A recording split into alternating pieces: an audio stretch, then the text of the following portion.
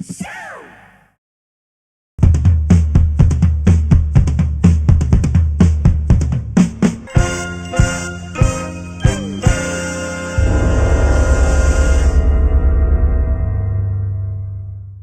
saga picks up right where the last one left off, with Son Goku riding Kinto-un to the island of Kami-Sennin to receive special training.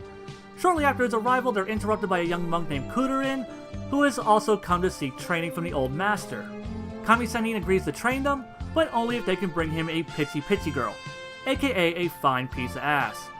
The two set out on their quest and return with a beautiful young woman named Lunch, a sweet-natured blue-haired girl who switches personalities to a blonde gun-toting psycho cunt every time she sneezes. And no, this will never be explained. After fulfilling Kami-Sennin's request, he takes the two boys and Lunch to a larger island for their training. There he informs them that they'll be training for the next 8 months in preparation for the Tenkaichi Budokai, a tournament that happens once every 5 years to crown the world's greatest martial artist. And so begins their unusual training. Kami-Sennin makes them deliver milk to the entire island on foot, plow fields with their bare hands, do construction work, swim laps in shark-infested waters, dodge bees while tied to a tree, and learn some basic education, all while wearing giant fucking turtle shells. At the end of the 8 months, Goku and Kururin sign up for the Tenkaichi Budokai, and it's there that Goku meets up with Yamcha, who's also competing, as well as Bulma, Oolong, and Puar. As to be expected, young heroes steamroll over their opponents in the preliminaries and qualify for the tournament. Along with a giant monster named Girin, Lanfang, a woman who uses her sexuality against her male opponents, an Ethiopian-looking motherfucker named Namu, Bacterian, a nasty-ass hobo, and Jackie Chun, who's actually Kami-Sennin in disguise. In the first round of the tournament, Yamcha is pushed out of the ring by Jackie Chun, Kururin gets knocked out in the second round, once again by Jackie, and this leads to the third and final round where Goku and Jackie have an all-out brawl that pushes both fighters to their absolute limits. But through superior strategy, Jackie pulls off the victory, bringing this arc to a close. The tournament saga introduces two new mainstays to the series, Kururin and Lunch. Kururin is a 13-year-old monk that leaves his temple in hopes that the great Muten Roshi can make him stronger. Though he's just introduced in this arc, he ends up being the character who grows the most during it. When we first meet him, he's this lying, cheating, somewhat cowardly douchebag, but by the start of the tournament, he's done a near complete 180. He's now loyal, determined, humble, but he still retains enough of his snark and attitude that he doesn't feel like a completely different character. As for Lunch, there's not a whole lot to say beyond what I stated earlier. Nothing about her is explained in this saga, and nothing ever will be. Much like Pilaf, she exists solely as a gag character. Her blue-haired form is a complete ditz who doesn't even have the common sense to change indoors, who for some reason decides to live in Kame House. Blonde Lunch is a wanted criminal, and the fucking oh wait, I already said that. Moving on, the fighters introduced in the tournament are pretty one-note. The only one worth mentioning is Namu, who's fighting to win the prize money so he can buy water for his drought-stricken village. And that's really all I have to say about him. And finally, there's the tournament announcer, who will be a returning character for all future Tenkaichi Budokais. Well, almost all of them. Then there's the returning characters. Bulma's bitch knob gets turned down a bit from the last saga. I guess all she needed was a serious deep dicking to calm her ass down. You know, that or the more cunty elements were toned down to make Blonde Lunch less redundant. Yamcha officially starts his role as the cool guy that everyone claims is really powerful, but is the first to get his ass handed to him every time the gang faces a new threat.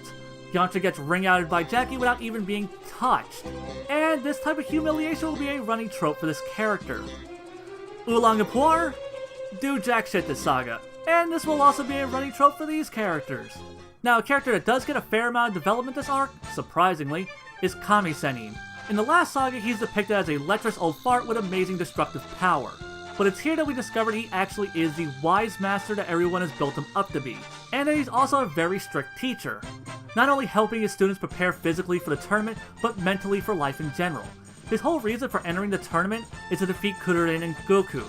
Not to test their strengths or to break their spirits, but to humble them, and to give them something greater to strive for, so that they won't become arrogant with their newfound power at such a young age. Which is a really thoughtful sentiment and not something that you would probably expect from such a character, or really even a series like Dragonball. And then finally there's Son Goku, who hasn't changed too much. By the end of the saga he's depicted as a little more worldly than he was before, but he still doesn't understand a lot of things, like what a microphone is, or how he shouldn't let his dick hang out in public. though he's still as dense as a block of Kachin ore.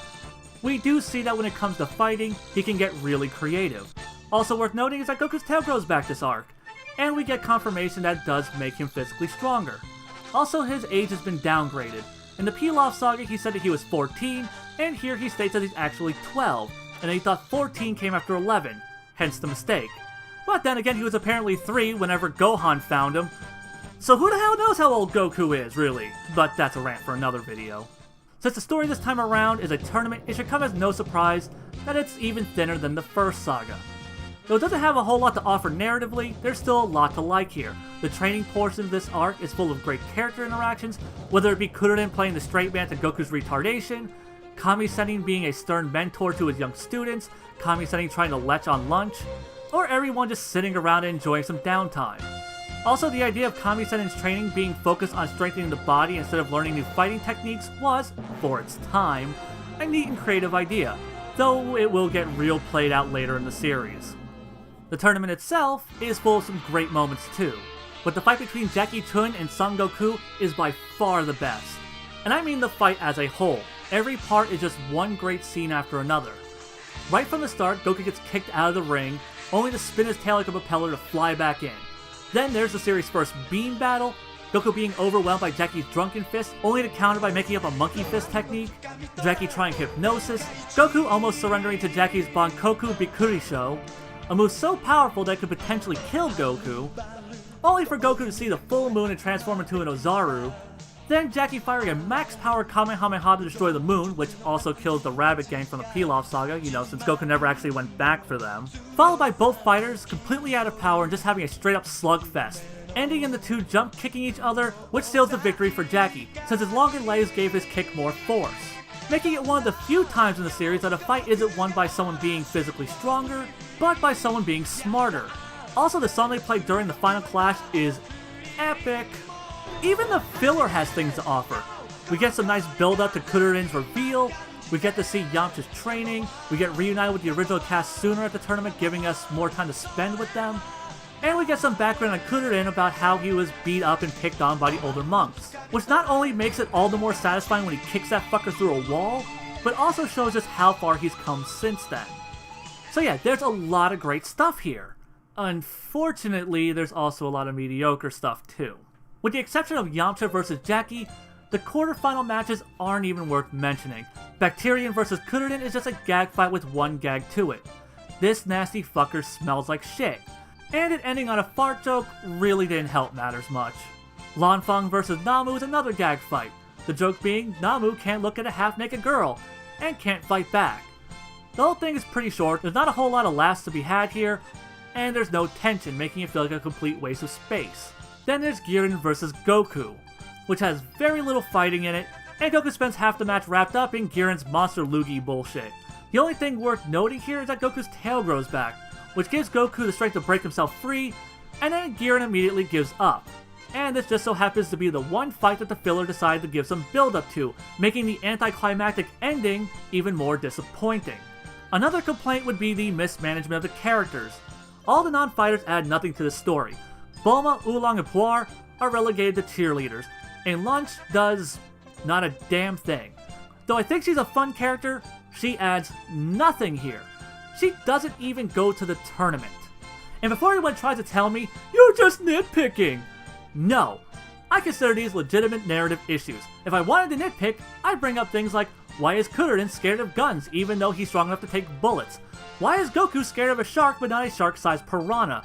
Why can't Kami Sennin push a boulder that Goku and Kuririn can if he actually is stronger? If Kuririn doesn't have a nose, how can he shoot snot and bleed from it? Why is Goku's tail considered weird but a kid without a nose isn't? Why was Goku not considered out of bounds while in the Ozaru form? Why can Goku notice the similarities between Kami Sennin and Jackie Chun, but he can't see the differences between a hot chick and what is obviously Yajirobe drag? And why does the animation look so goddamn bad? Come on, Dirty Pair was made a year before this, and it looks way better. Toei, step your game up. Like 30 years ago. Okay, so the Tournament Saga isn't a flawless masterpiece, but its high points are pretty damn high. The jokes are hilarious most of the time.